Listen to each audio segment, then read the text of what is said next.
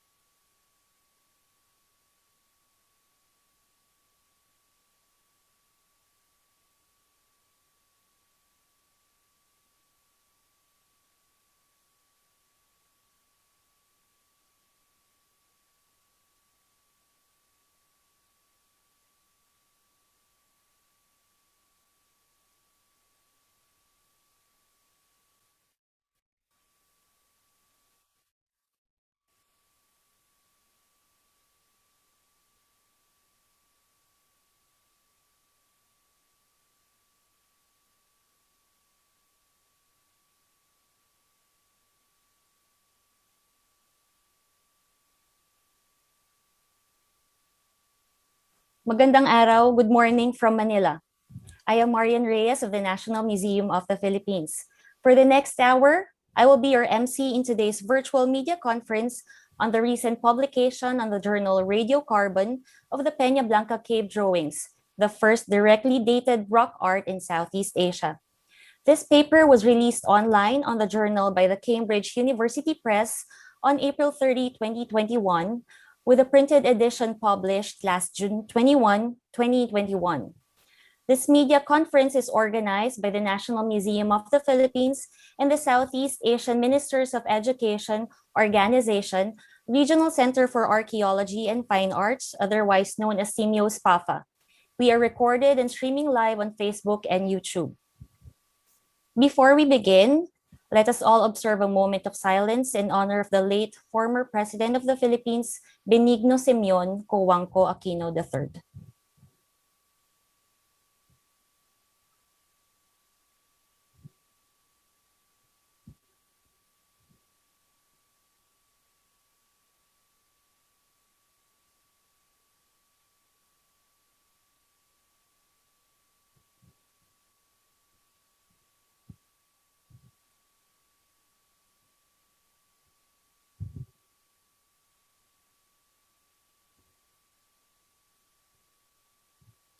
And now, to officially welcome you to this event, may we please have the Director General of the National Museum of the Philippines, Mr. Jeremy Barnes. Thank you very much, Marian. Good morning. Sawadee Kap to our friends from Thailand, our friends from all around the country, our partners in Cagayan Valley, our researchers and archaeologists, the community of archaeologists both here in the country and internationally, to my own colleagues, other friends and partners, and of course to our friends in the media, good morning and welcome to this press conference that we have co-organized with our colleagues in Bangkok at SEAMEO SPAFA on this very exciting and highly noteworthy finding on the rock art of Peñablanca in Cagayan, Philippines. I would love to go in and give you my take on the significance of what the investigators have published, but I'll just confine myself to congratulating them. You will hear from the lead investigator herself, Ms. Andrea Halandoni of Griffith University presently, and also an associate, a research associate of the National Museum. We're very proud of her and her team and all those involved. I will also express again my gratitude for the support and partnership extended by all concerned, and especially by our friends in the province of Cagayan. So I know that you want to hear all about it, and I'll leave it there and come in later on in the program if time permits. Thank you and welcome once again. Thank you, Director General Barnes. From our event partner, SEAMEO SPAFA, we are grateful to have with us to impart some welcome remarks, Center Director Mrs. Somlak Charenpot. Thank you, Marianne. Director General of the National Museum of the Philippines, Jeremy, our dear friend, distinguished media representatives, colleagues, ladies and gentlemen. Since our office is in Bangkok, a warm welcome to all of you from Bangkok. The SEAMEO SPAFA is very proud to be partnered with the National Museum of the Philippines in this media conference for the first directly dated rock art from the Southeast Asian. We would like to thank the National Museum of the Philippines for sharing this opportunity on the announcement of the exciting discovery to all media today. Also, we are very proud to share the expertise of our senior specialist in archaeology, Dr. Noel Tan, on his knowledge on rock art with all of you today too. Rock art is not something new. We have found a lot of rock art in many parts of the region. And So we have been having more and more new discoveries on rock art in Southeast Asia. And some recent discoveries have shown that rock art in Southeast Asia is among the oldest in the world. These new dates from Peñablanca in the Philippines may not be the oldest, but are surprisingly old, and they should inspire us to look at these ancient paintings in a new light.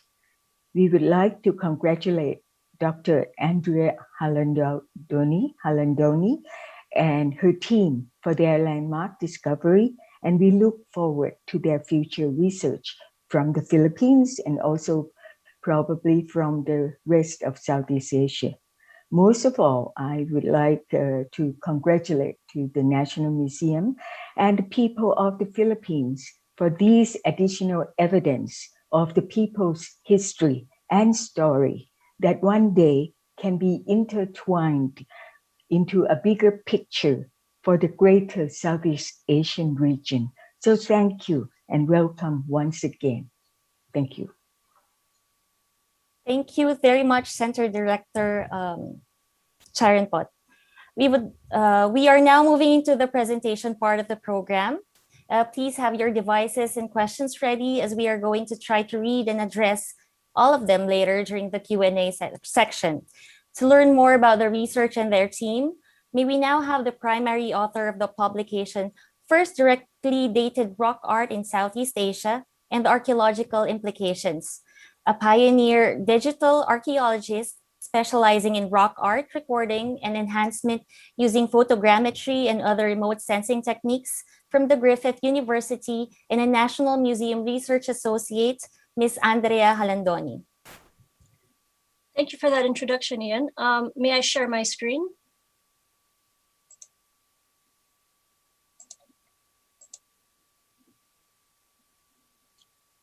Can everyone see that? I hope. Yes. Okay, thank you. So I'd like to start by thanking the National Museum of the Philippines for supporting this research and for organizing this press conference together with SPAFA. I would also like to thank the members of the press for being here to help disseminate this finding. And it is my pleasure to acknowledge my co-authors from the Philippines, Australia, and the US, Dr. Pamela Filona, Ayla Shane Sambo, Mark Willis, Mylene Leasing, Maria Cottemeyer, Zandrian Loriaga, and Professor Paul Tayson, many of whom are present and also available for questions at the end.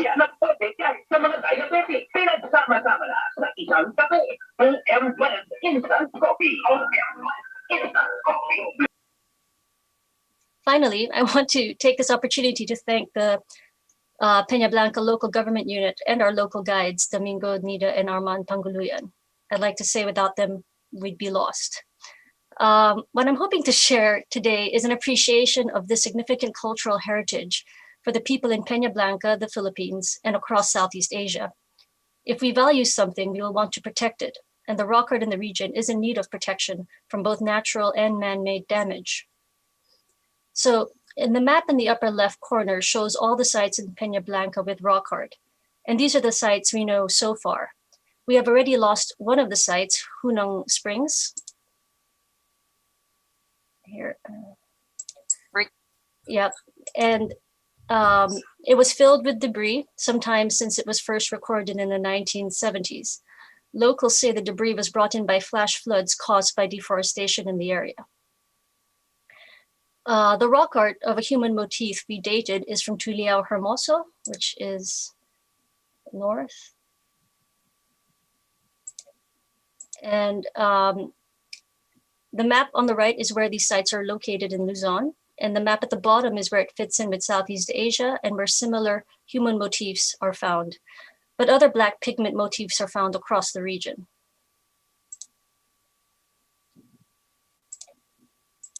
So, you know, this could be anywhere in Southeast Asia, but it is an aerial view of Peñablanca. You can see limestone cliffs and imagine all the caves around the river. A big part of this project was recording the rock art using state-of-the-art digital methods, such as laser scanning and photogrammetry, to make 3D models. This way, we'll always have a record of the rock art for future generations to enjoy. In this photo, you can see Mark Willis.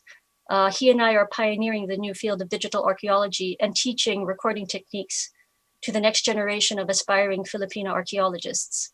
While working in Peñablanca, we actually made a new discovery. We found that we could use the laser scanner like an X-ray to see through graffiti, dirt, and biological growth, or like moss, to see rock art that we could not see with the naked eye. This was not previously known and has tremendous benefits for rock art research worldwide, to be able to see rock art that we didn't even know was there. And for the main event, this is the rock art figure that we dated. You can see the human black figure with 2 arms up and 2 legs spread apart. We sampled some pigment from the torso of the figure, and it dated to around 3,500 years ago. Now, this date is much older than we previously thought. And that's what makes this finding so exciting, is it forces us to reconsider our preconceived notions about similar rock art found across Southeast Asia. What also makes this date so intriguing is that we still don't know which group of people made the art. At 3,500 years ago, this was way before the Spaniards arrived in the Philippines. So there are 2 possible artist groups, the Agta, who are the Negrito group in the region, and Austronesians. Our current understanding is that Austronesians arrived in northern Luzon around 4,000 years ago, very near Peñablanca, and the Negritos walked over on land bridges long before that. The Austronesian language family group still connects many of us in Southeast Asia and the Pacific. So what I hoped was that by dating the rock art, we'd have a clear answer which group made the art. If it was over 4,000 years old, we'd know it was made by the Negrito group. But now it's still a mystery. I need to do more research in Peñablanca to hopefully answer this. I was supposed to go back to collect more samples, but unfortunately, COVID prevented that. Finally, what makes rock art so special is that it allows us to connect with history. When you see a movie, sometimes you want to visit the places that were featured in the film because it makes you feel part of the story. Similarly, when you're standing in front of rock art, you feel connected to the artist that made the rock art because you could be standing right where they were standing when they made the art. You could be smelling the same air and hearing the same cave echoes. And what makes this date so significant is that it allows us to connect with our ancestors 3,500 years ago. Someone stood in a cave in Peñablanca and drew this human figure, perhaps not even knowing that we'd be looking at it today. And that's why it's so important to protect the cultural heritage we still have. Who knows what stories were lost when we lost the rock art at Hunong Spring? It could have answered the mystery of who the artists were or other questions about our ancestors, but now it may be lost forever. So rock art adds to the story of our human past. This is a timeline of archaeological activity in Peñablanca. We can see how at about the time that the artists were painting rock art, they were also making pottery and foraging for food. And it is with, I'll just put that back. It is with great pleasure that I introduce Dr. Pamela Filona, one of the senior authors of the paper, to talk about the archaeological work that provides context for the rock art.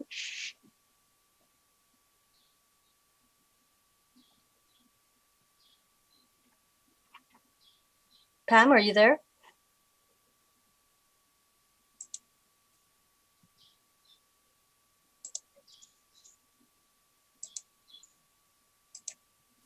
Pam? I see her.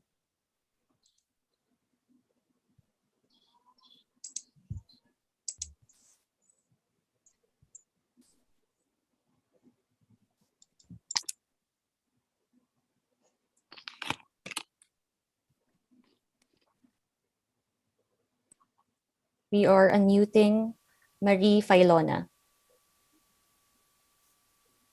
There.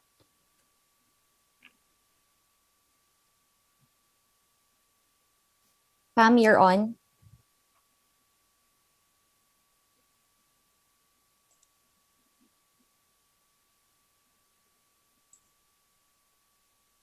I'm on. Can you hear me? Yes, Pam, Hello, loud and clear. everyone. That's good. Good morning, everyone. So for today, I would just like to share the archaeology of Peñablanca, the significance in Philippine archaeology. So the archaeology in Peñablanca, Cagayan Valley is being represented by the Callao limestone cave complex of late Pleistocene, around 130,000 years ago, up to the Holocene period. So this area played an important role in the study of human evolution, prehistory, and environmental change in northern Luzon. Archaeological investigations in Peñablanca commenced in early 1970s, almost half a century under the Early Man project of the National Museum of the Philippines. Our national scientist and former chief of the Archaeology Division of the National Museum, Mr. Willie Ronquillo, one of our mentors in archaeology, along with senior researcher Ray Santiago, led the full-blown of this archaeological exploration and excavations in the area.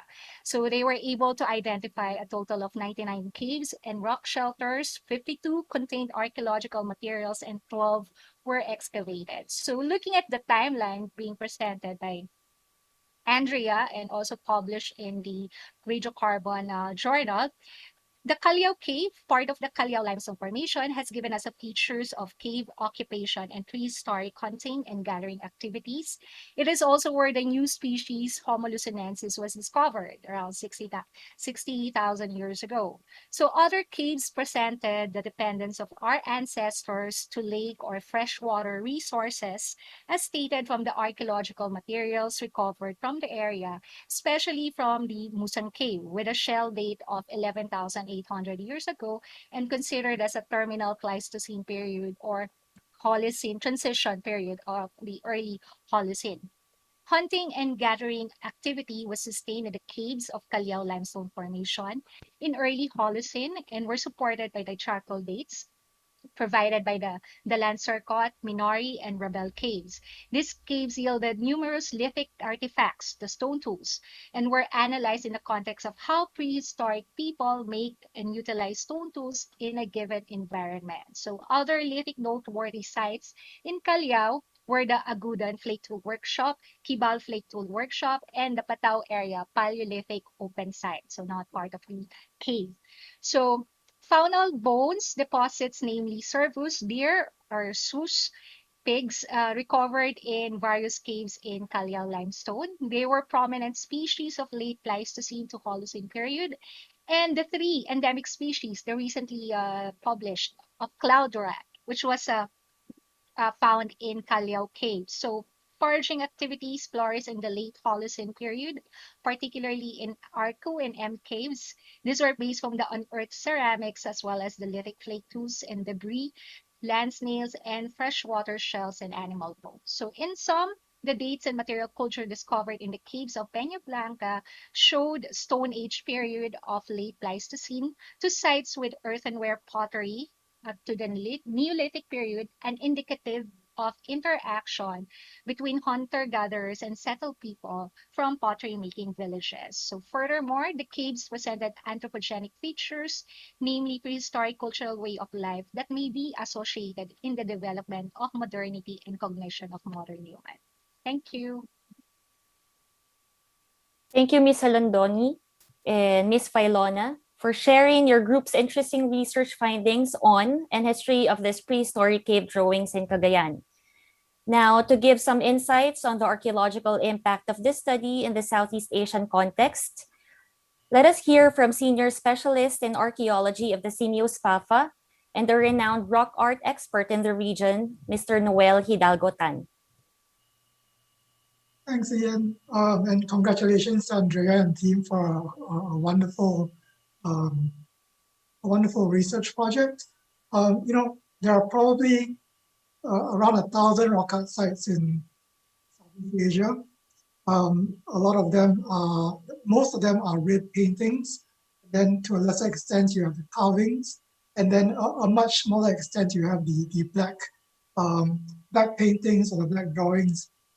And we always thought that the black rock art is the most recent because they tend to be either figures of modern objects like ships, planes, cars, or even that the black the black rock art is always painted over the red rock art, but never the other way around. So there's always been a very long-held assumption that black rock art is more recent. And it might be so. It might still be more recent, but we have to rethink our definition of more recent because it may very well be that more recent is still 3,000 to 4,000 years old. And we already know that some of the red rock art is 40,000 years old. So what's really interesting with this discovery is that we can't take for granted that black rock art is necessarily 200 years old. We do have to take the time to analyze every rock art site that we have. And that's something that we don't do enough of in this region. And I hope that this research inspires all of us to have proper dating programs at our rock art sites, because it does show that even though we have black rock art, it can be surprisingly old, and it's a really great discovery. Congratulations. Thank you, Mr. Tan. And with that, we are now opening the room for questions. Please state your name, affiliation, to whom your question or comment is addressed, and your question or comment. You could either raise your hand or type in the chat box your comments or questions. Marian, it's Jeremy in the office. Yes, sir. Yeah, can I just jump in and maybe request Andrea to share a little bit more with our media friends why the dating is really noteworthy, because the paper does make the claim first directly dated rock art in Southeast Asia. If that claim of the authors could be just explained a little bit more so that we can appreciate this significance, as opposed, of course, to indirect dating. And maybe, Andrea, you could talk about your previous efforts with the most famous rock art site in the Philippines, the Angono petroglyphs, and draw a distinction. Would that be okay, Dr. Halandoni? Sure. Thank you for the question, Jeremy. So, we want to emphasize that it's the first directly dated rock art, because, of course, our colleagues indirectly dated a lot of rock art in Indonesia to several tens of thousands of years old. And the difference is that with indirect dating, you're dating the material over the rock art. So when there's some cave flow over the rock art, that's what you're dating in indirect dating. Whereas with direct dating, we are dating the pigment itself. I guess one way to look at it as well would be that when you do indirect dating, you're getting a minimum age. When you do direct dating, you're getting a maximum age of the rock art. So those are ways to distinguish it. Now, another ways we may want to think about it is that direct dating has been around for a much longer time, and it's less controversial in a lot of ways. Indirect dating still has its questions. People they still argue a lot about it, whereas there's not as much argument anymore about direct dates. And that this is the first directly dated rock art is actually a little bit of a technicality. It's the first published directly dated rock art in Southeast Asia.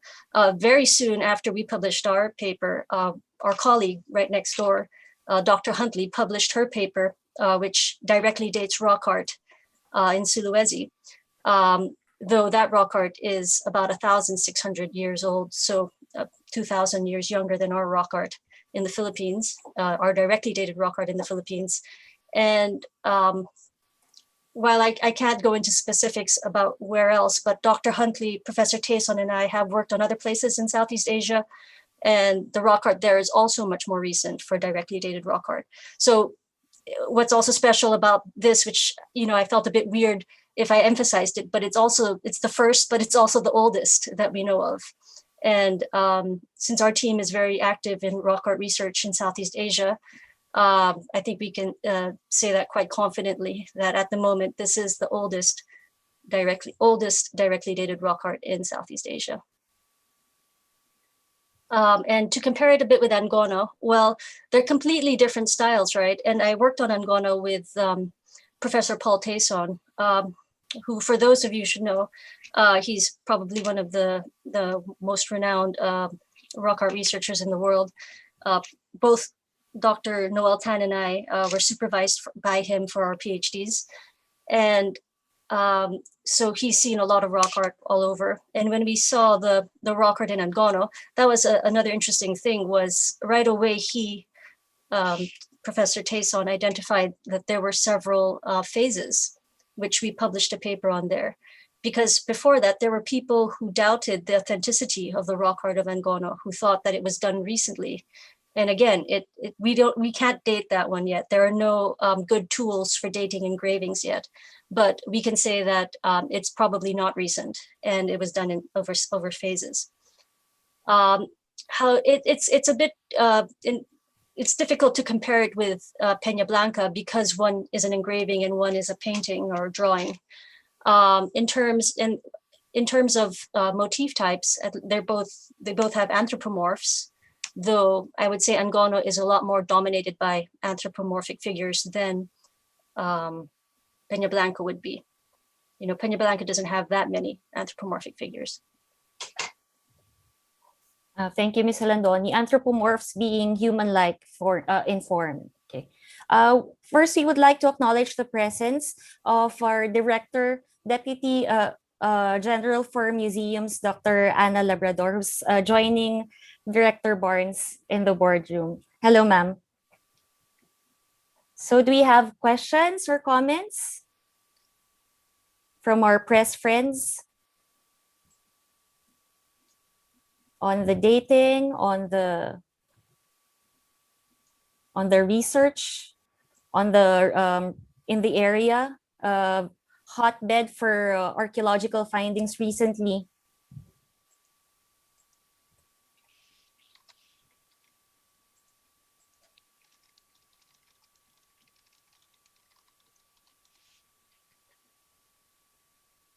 Hello, ma'am. Yes. Good morning. Yes, good morning. This is Oliver Camayo Bakay of the Philippine Information Agency, Cagayan Province. We are very familiar with the cave, but not with the drawings.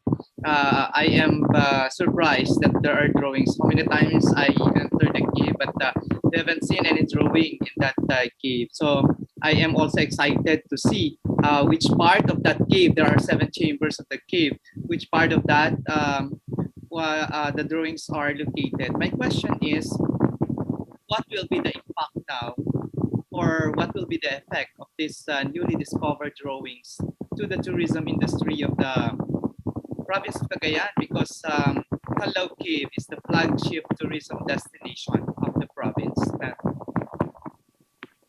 Would you like to answer that, Andrea, or? I think Mylene might be better equipped to answer that as a local from Peñablanca and the cultural heritage advisor. Okay, Miss Mylene Nising. Good morning. Good morning, everybody. Thank you for your question, Oliver. None of the drawings were actually found in Calao Cave. The drawings are in several caves around the Calao limestone formation, but none of them were found in the Calao Cave itself. And then Andrea can probably go into detail later. A lot of these drawings are in difficult difficult to see places. They're not just there as you enter the cave. You need to go around rocks, and you need to know where they are from the very few or maybe just one local that knows where they are, and from previous research that have documented the location of these drawings. And a lot of them, as Andrea has mentioned earlier, are already in different stages of fading. Thank you. Thank you, Mylene. Mr. Villamor Bisaya Jr. of Philippine Daily Inquirer would like to ask a question. Go ahead, sir. Yes, good morning. My question is,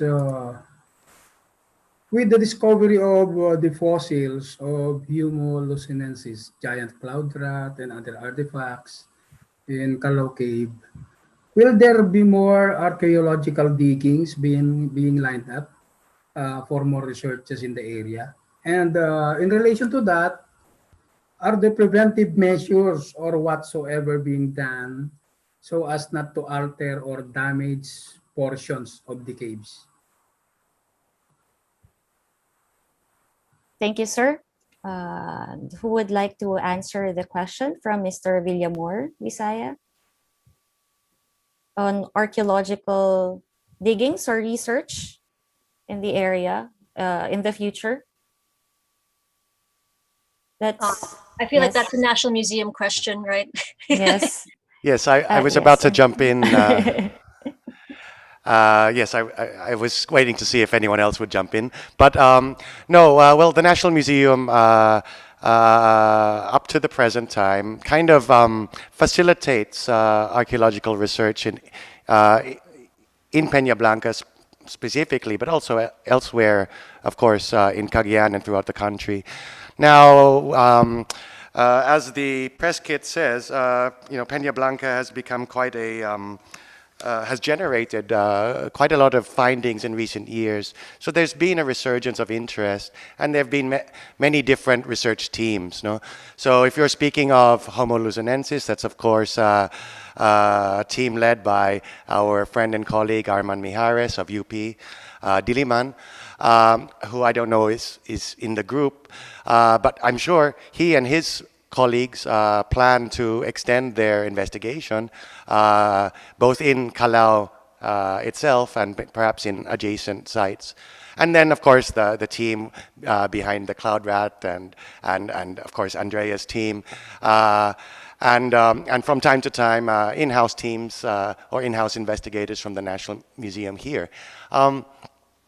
So there's a lot of different research thrusts focused on in the general area.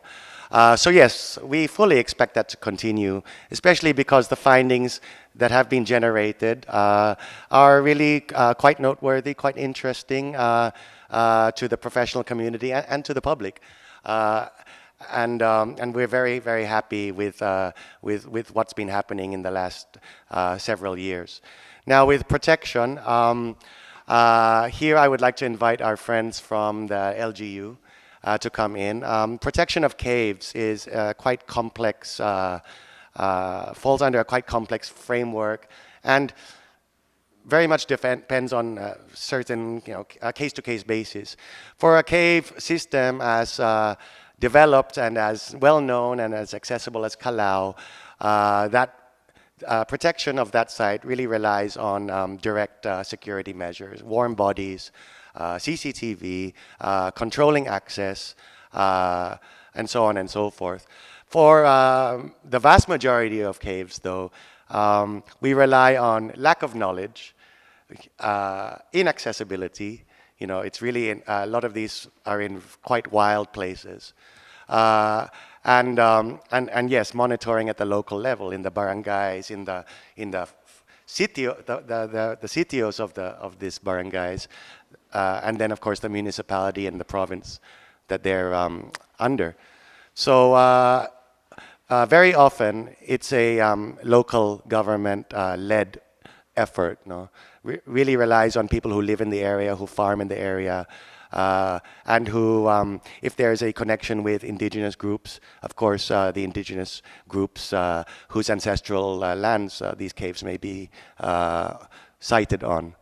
So if there's anyone from Peñablanca municipality who'd like to add, or the provincial government, or Mylene, kindly do so. Protection, of course, is a major, major concern. The tragedy that Andrea mentioned of that one rock art site that seemed to have probably been destroyed by a natural event, well, that's one instance where yes, it was seems to have been a natural event, a flood, but of course human-induced because of deforestation, supposedly. Of course, there's more direct human-induced impacts, such as vandalism and so on and so forth. And this is something the National Museum and all the archaeological community and many local communities, of course, are very, very concerned with. Okay, thank you. Thank you, Director Jeremy Thank you, Barnes. Sam. Mylene, would you like to add as a cultural deputy of Cagayan? Thank you very much, Marian. Thank you, Director Barnes. The landscape in the Calao area has changed drastically in the last few years. So the deforestation and a lot of foreign plantations have changed that landscape. And it's very different from the time that we did our earlier research with Dr. Filona in 2012. We invited the Peñablanca LGU to be today, but I don't know if they are here. And I'm not involved in the LGU, but nonetheless, the National Museum has been more than ever involved in the research, archaeological research in Cagayan. And definitely there will be a lot more of this research to come. Uh, on the matter of protection, again, the National Museum being very active in Cagayan right now, we are through, I am the cultural deputy of the National Museum in Cagayan, and we are doing everything that we can as we speak to get all the stakeholders involved and on the same page for the protection of archaeological resources in Cagayan province and in the whole valley. So we have ongoing research projects right now in Kalinga, of which Marian here is the head of the National Museum team. And then, of course, there are all these research projects going on in Peñablanca, including this one that we are speaking about today. And of course, Dr. Mijares's Homo luzonensis, Dr. Ochoa's Cloud Rat. And then there is, of course, the Lalo research, which also has been undertaken by the National Museum. So we do expect a lot of archaeological activities to happen. And what Andrea and the team has done and what the National Museum continues to do, documenting all of these archaeological evidences, is actually our part in conserving and protecting the archaeological heritage of Cagayan. Thank you. Thank you, Mylene. A question from Roel Manipon. How will the new research change previous assumptions or thoughts about the area, the peoples or cultures in the area? Andrea? Thank you for that question, Roel. I think what it does is it gives us more information about the area, about people in the area. Like I said, we're not sure who to attribute it to, but regardless, I think it's a shared ancestry for all of us that we can appreciate. So I think it helps us, add to the story, to our story as Filipinos, for the people of that area, but for all Filipinos and even Southeast Asians. So in that way, I think what it changes is that, I think a lot of Filipinos don't realize that we have culture that stretches back farther than, the Spanish period or something. And this is proof that we do. We have a culture of rock art that is very old in this area and in the areas around us. Thank you, Andrea. From Malu Bell of PCS, congratulations on this publication. Dr. Halandoni, may I ask if there are any measures being undertaken to mitigate the effects of degradation brought about by climate change to the site of Peñablanca? Thank you. Well, of course, this is a very big topic, climate change. And I don't think anything has been done yet. I'm hoping that this research adds another piece of evidence to why we should do something, why the Philippines needs to start looking at their environmental resources and their cultural heritage resources and trying to protect those things. So while nothing's been done yet, I hope this will change in the near future. Thank you. Another from Rodel Ordillos. How can you identify that the art was being done 300 or 400 years ago? Thanks. So maybe more on the techniques. Hi, Rodel. Thank you for that question. So if you want to find out the exact age of rock art, usually you're going to have to date it. the good thing is, though, once you've dated some, you can sometimes make assumptions about others that are similar. So, now that we have this one anthropomorph in this one cave that is 3,500 years old, let's say we date a few more and they all come out to around that age, maybe we can start assuming that the rock art in that area is 3,500 years old, regardless of what it is. We may want to date different motifs as well, and then see if those date younger or older or the same, and then we can sort of have create a chronology that way that can be applied not just in Peñablanca, but it can be tested in other places in the Philippines and other places in Southeast Asia. So that's how we would identify how old it is. Thank you. And a question from Timothy James Di Macali. Hello, have you found the remains of the fires from which the carbon black pigments may have been sourced? And do we have any idea about the ways of life of the people who made the cave art? Hi, Timothy. Very nice question. I think if we were going to try to find the remains of the fire, we would have to excavate. And that was not the intention of this research. We went to digitally record and to date the rock art. So if other archaeologists, or even if we do at some point, go back and get permits to excavate and hopefully find the source, that would be incredible. Do we have any idea about the ways of life, the people who made the cave art? Based on what has been recovered in other caves around the same time period, like we mentioned, we know that they made pottery around that time, though we don't know. Again, it's hard to relate the rock art with anything that we find on the ground, to directly relate it. So we may find pottery of the same age, but we don't know if those are the same people making rock art who are using the pottery. We just know that they're found in the same age and in the same area, not exactly the same cave in this instance. And we also know that they foraged for food based on what was found in those pots. But again, not 100% sure that this artist is the same person using the pot. Yes. And we have a question from YouTube. We are streaming there. Jeffrey Buza. It was mentioned that the paintings were slowly fading. Are there any initiatives to preserve these paintings? So similar to the previous question, but more on the cave paintings. I don't know of any initiative yet to preserve the paintings, but I think local government units and the National Museum are going to do what they can to protect this, to protect it, and hopefully educate people. I think more than fading, the biggest problem in Peñablanca has been people vandalizing, people putting graffiti over it and all that. And people need to learn that they're destroying something very important to all of us, something very valuable. From Shira Panella of Rappler, may I request Dr. Halandoni to share with us the story and how the team was able to find the rock art painting or drawing? Thank you. Thank you for that question. The team, so we've known about these caves for a long time. Since the 1970s, the National Museum already did an initial recording of not all of them, but many of them. And they kept a record of, well, these are the 12 caves. Several of us, even including myself, I've been to Peñablanca several times before trying to go to the different rock art caves. But if you can see, this one was always a bit far away. I think I even tried walking to that one time, and I remember walking back at night, and it's become quite a legendary story for the National Museum folk in Peñablanca, because we made them walk like, I don't know, 4 hours back.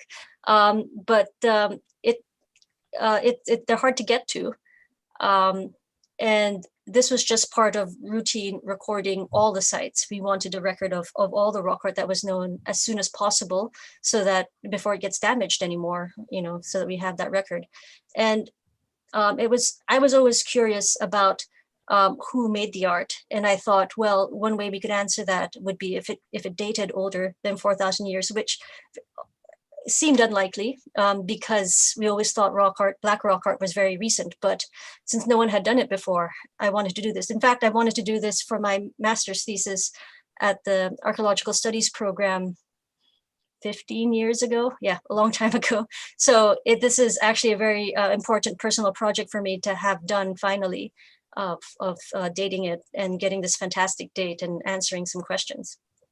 And congratulations once again on that feat. Alan Torres Camba wants to ask a question to Dr. Halandoni. Sure. Well, Go thank you ahead, for- sir. Yes. Oh yes, congratulations for such a great find. I just a question on the Angono petroglyphs and the comparison between the Angono petroglyphs and the Peñablanca pictograph. Is there any study at all on the medium that was used, like the changes from medium, like from paint to the stone tool probably, or like a metal tool that was used, or vice versa, whichever came first? Is there any study being done? I can't confident, like I haven't heard of any study on that. Like I've said, it's very hard to date engravings, so we don't know usually which came first, unless they're in the same site and either a painting is engraved over or an engraving is painted over, but those are quite rare. Most sites are either or, they have engravings or they have paintings. So that sounds like excellent research. If you would like to take that on, sounds like a good project. It's actually something I look forward to researching myself. Thank you. Thank you, sir. Of course, if I can just add, of course, one possibility is that they all coexisted. That the human impulse, it seems, is that that universal human impulse to express yourself artistically, on a physical surface, just lent itself to all kinds of techniques, pigments, stone tools, piling up stones in expressive ways, and other things that we see in sites around the world. So that is a possibility. One need not contemplate that one was older than the other. But it is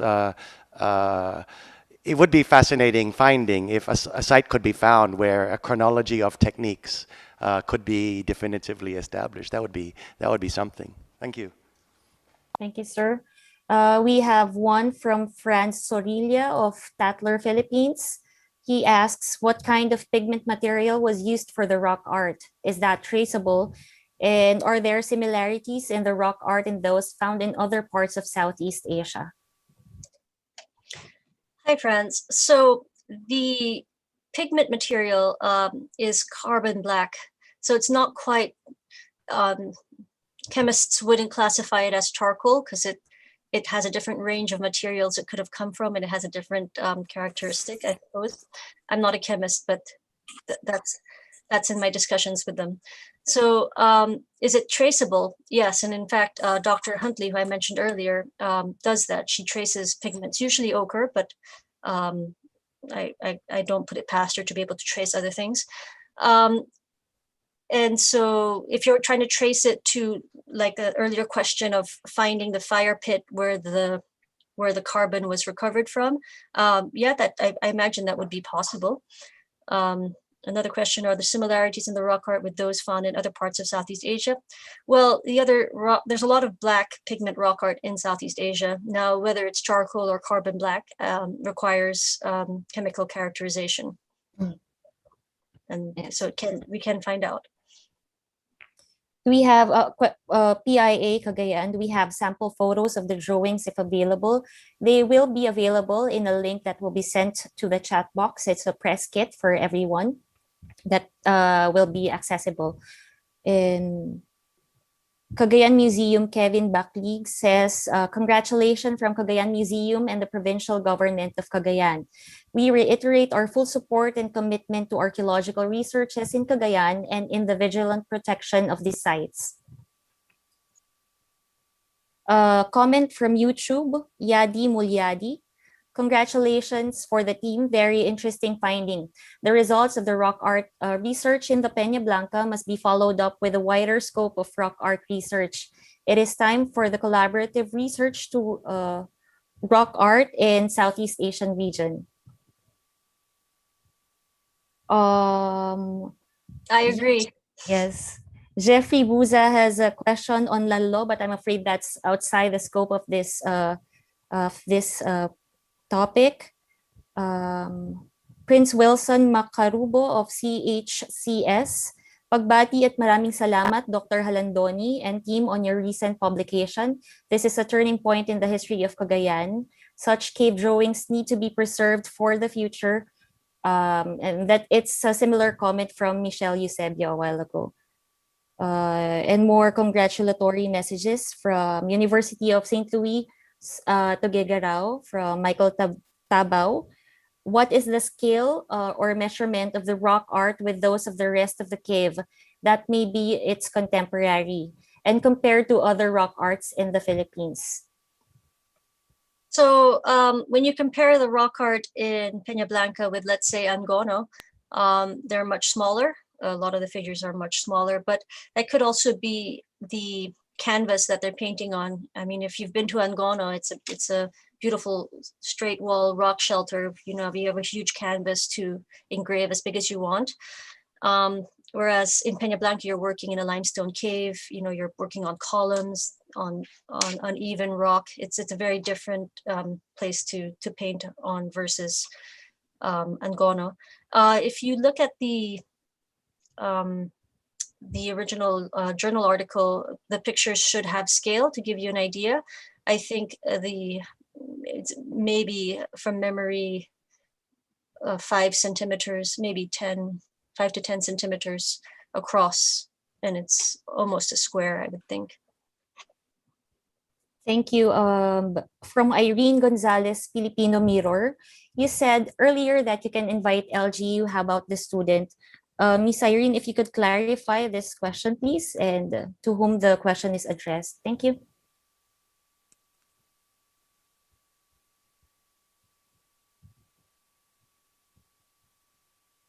Ms. Irene Gonzalez of Filipino Mirror.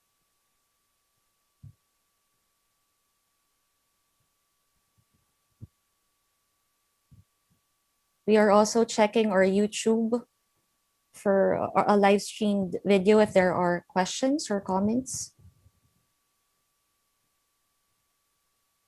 From Mark Justin Lorente. Congratulations, Dr. Halandoni and your team. My only question is, Ma'am Halandoni said it's difficult to accurately state the exact date of the prehistoric engraving. Same with the Alab petroglyph in Bontoc. Is there any sufficient study about this? And is it also a symbol of fertility, especially the private parts of the anthropomorphs or of the figures? So yes, all engravings anywhere in the world are difficult to date. There's no direct, indirect way of dating them the way you can date paintings. Well, actually, you could probably date them indirectly if you could get the speleothem over them, but they're not usually in places where that accumulates the same way. So with the same with the Alab petroglyphs in Bontoc, yes. And is there sufficient study about this? Well, I hope so, because I published a paper about it 3 years ago. It was actually another technological advancement we did, Maria Cottemeyer and I, where we used 3D models and spatial algorithms to enhance the engravings for the first time, being able to see them all, which we again used in Angono. Well, I used it with in my paper there with Professor Tayson. So I think we've studied it quite a bit. Now, whether we can change, we can see it better, but it doesn't mean that we can necessarily interpret it better, because we don't have a way to ask our ancestors in the past, what did they mean by this? Is it a symbol of fertility, or the private parts of men and women? Well, the ones in Alab have been said to be a fertility symbol of women, but the source of that is just passed down. We're not exactly sure who came up with that theory and why it started, or if it's a something that's been passed down from the people who made the rock art. So that definitely needs more investigation as to what the meaning of these symbols are. They're usually called vulviforms or something of that sort. Thank you, Andrea. Thank you, ma'am. Thank you. Yes, go ahead. Yeah, are there more questions or comments? Marian, if I can jump in. Go ahead, sir. Yes, so we heard from Dr. Noel from Bangkok earlier. For our media friends, because the rest of us know Noel quite well because rock art is one of his specializations, I wanted to see if Noel could let everyone know what SPAFA in Bangkok is doing about rock art in the region. Because if there is an organization that can bring a regional scope to the rock art of Southeast Asia, it is SPAFA, and I do know that's one of Noel's professional interests. Noel, would you share a few comments? Yeah, sure. Happy to, Jeremy. SPAFA in the last decade, we've done a number of workshops, professional workshops on rock art research. And in fact, I think the last decade has been a bumper crop for us for rock art research, and SPAFA has been part of that tide where there's been a lot of research being done. I've just been in talks with my director, and we will probably organize a sesh, one of our webinars quite soon about the rock art of Southeast Asia. We do have a number of regional country experts on rock art that we can get together and talk about it. Andrea and I are co-convening a session in the next IPPA conference on rock art, along with some of our other colleagues in the region. And we'll be looking at rock art in not just Southeast Asia, but rock art in the Indo-Pacific region. So we do want to expand our space to talk about rock art. We are in this space now where we can go beyond just looking at new rock art discoveries in one place. We're starting to look at rock art across the region, and make connections across regions. And that's something that we can only do once we can get people together and talking to each other. So something that Yadi mentioned in the YouTube comments too. Yeah, so Yadi, let's talk. Let's try and build something together. I'm sure we all have data that we can share and information that can enlighten each other. Thank you, Noel. A comment from YouTube, Mia Homi Said. Congratulations, team. It was an interesting topic. We all know that it was not always being taken up. It was refreshing to know this. And we have a question from Malu Bell of PCS. Were there any scripts found with the pictographs? Thank you. Only modern graffiti scripts. Sadly, sad to say. We have their names, yeah. It would be. But do they have dates with those names? Come again, Noel? People leave vandalism behind, and sometimes they leave dates, which is really useful for us archaeologists. So don't vandalize, but if you do, leave a date. Cell phone numbers, Noel. There's a comment sent. It would be interesting to know more in the future. What are the additional learning we could know, not just about our culture, but also our heritage as a Filipino. And another from Mark Justin Lorente, same with the Ala petroglyph. Sadly, it was vandalized and it must be protected. So, are there more questions coming in?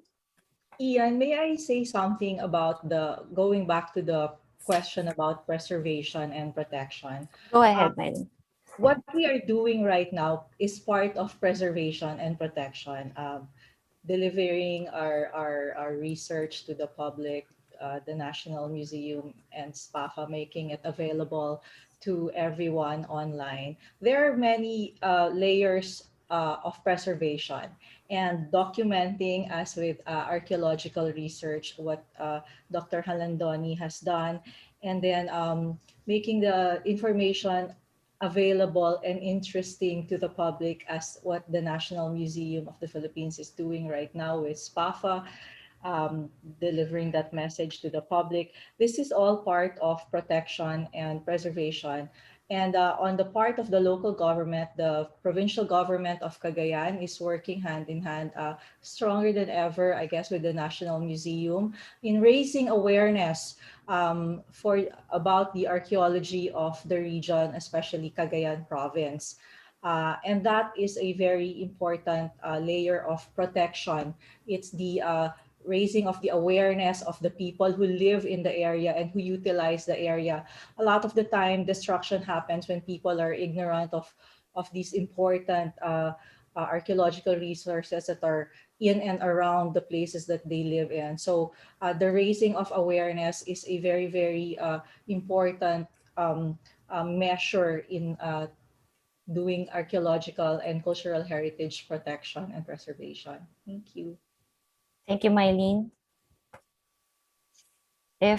Perhaps if some of the co-authors would like to add.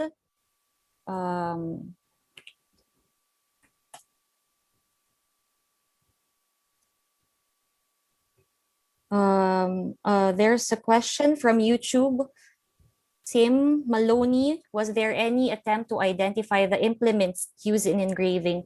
It's not an engraving, it's a drawing, but maybe things used to make the drawing. Andrea, would you like to? Well, Tim is a colleague of mine. I think he's just picking on me because he's actually a lithics archaeologist. Oh. You know, if you can call that an archaeologist. Well, we do the rock art. For Angono, what Professor Tayson and I did was because in Angono, some people claim that it had to be made with metal. While we didn't identify what did make it, we did show through experimentation that it didn't need to be metal. It could be made with stone or glass or anything. It's very soft. I think it had a Mohs ratings of like 4. So almost a fingernail could engrave through the rock material, the Guadalupe tuff of Angono. Thank you, Andrea. From Vince Jacob Visaya of Manila Times. The first rock art publication is a breakthrough research. Do you have more researches in the offing from Callao Caves in Peñablanca?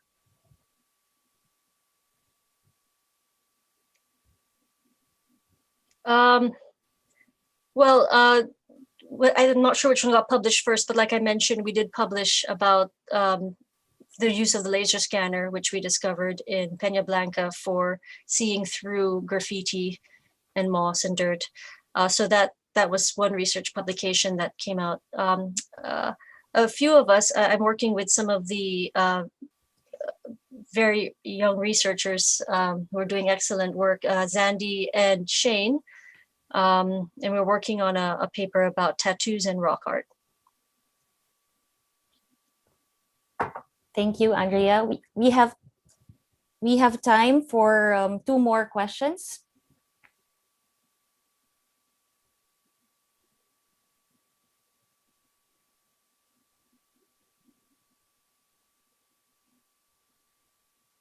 Are there more questions coming in from YouTube or from the Facebook pages?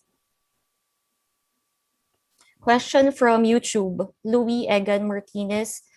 Is the composition of the rocks where the rock art was found a major factor in its current state? That's a very good question. So I think initially we thought that the black rock art wasn't very old and it wouldn't last in Peñablanca because the caves are so humid, like in many caves in Southeast Asia. You know, there's so much moss everywhere, all these things. So that's, I think, partly why we didn't expect it to be so old. But now that we're finding that it can be 3,500 years old. In fact, maybe it's even somewhere even older. We don't know. So I think if it lasted 3,500 years, and then now we're losing some of it, I think that there's definitely something changing. And like I mentioned, Dr. Huntley's paper that came out recently addressed said that climate change is really impacting a lot of these rock art sites in Southeast Asia.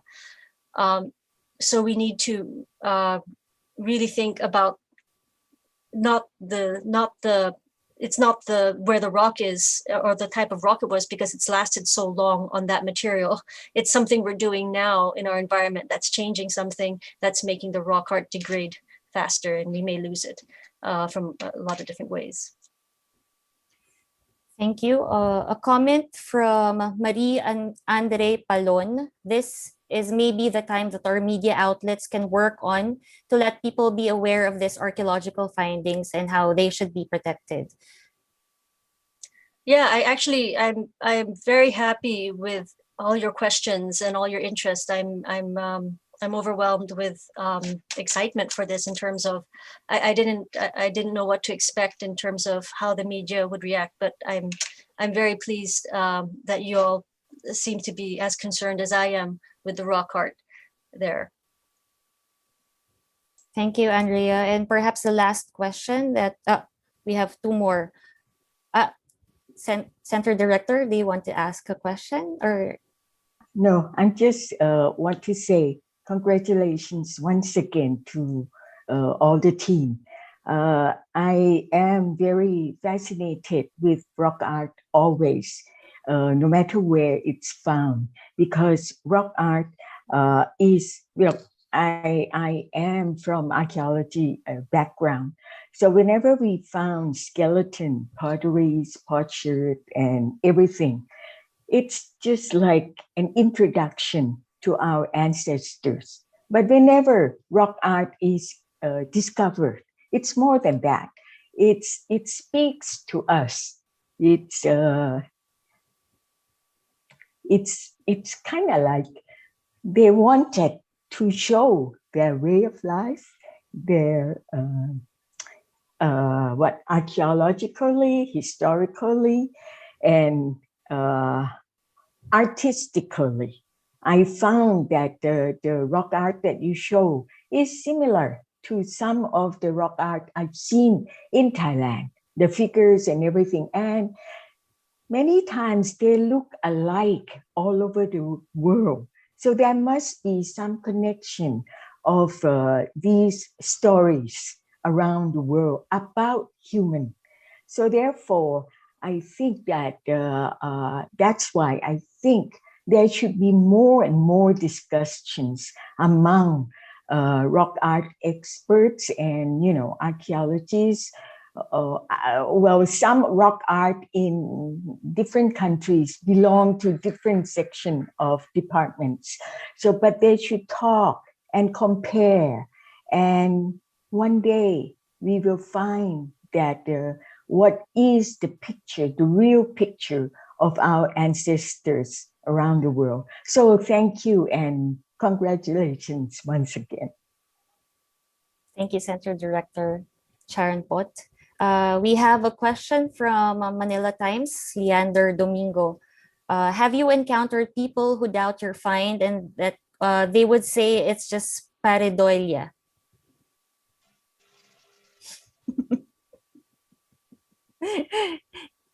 Sorry, what's the last word? Pareidolia? Pareidolia, it's like seeing things that aren't yes, there. that aren't there, but looks Okay. like it is. That's something, yeah. Not recently. A lot of the rock art we work with, I mean, it's pretty obviously rock art, like the anthropomorphic figure looks like rock art.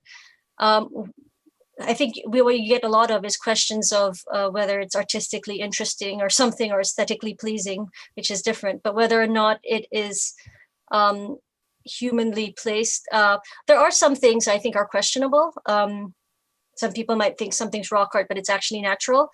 Like I can't tell you how many times someone has had me look at a rock because they think there's a duende engraved in it or something, or yeah. So, but usually archaeologists who are trained in this can identify things that are naturally occurring versus something that is human, a human production. From Pau Basilia in YouTube, could you talk more about the low cost but effective technique you used? I might need another hour for that. Well, just that we use photogrammetry a lot. That's the low-cost method because laser scanning is much more expensive. So you just need a camera, scale, and you just take pictures from lots of different angles. You run it through some software, and then you can produce a 3D model.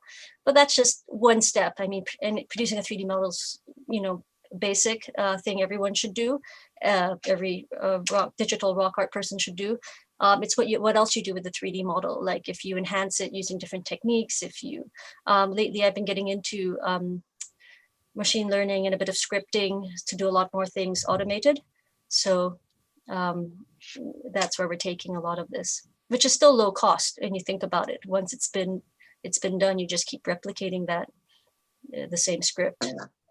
It's just the manpower, the hours that you spend. Perhaps the last question for our event from Alan Torres Camba: how involved are the locals in this discovery, i.e. in its protection?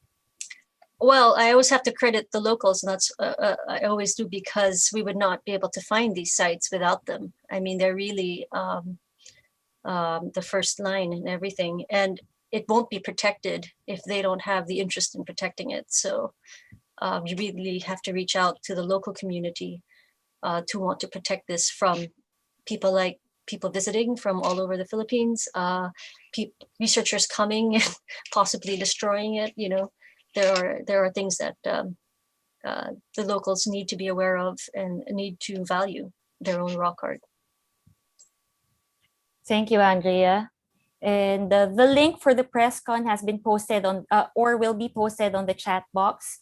And the emails of some of the authors have already been included in the press kit, should you wish to contact them. Before we draw this media conference to a close, may we request a photo from the group? Please turn on your video as we pose and smile together, if you're ready.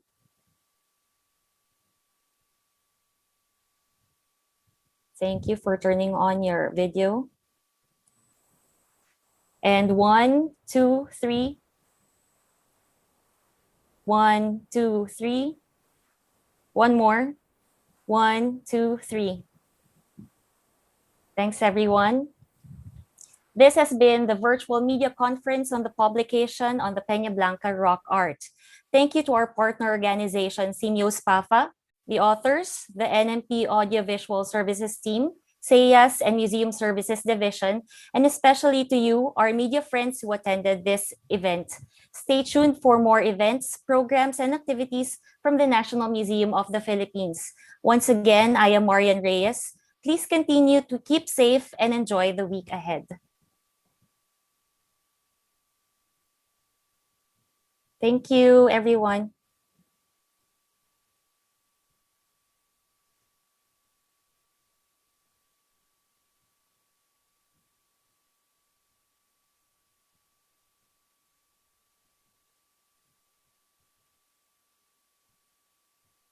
Thank you. Thank you very much. Thanks, Rian. everyone. Salamat.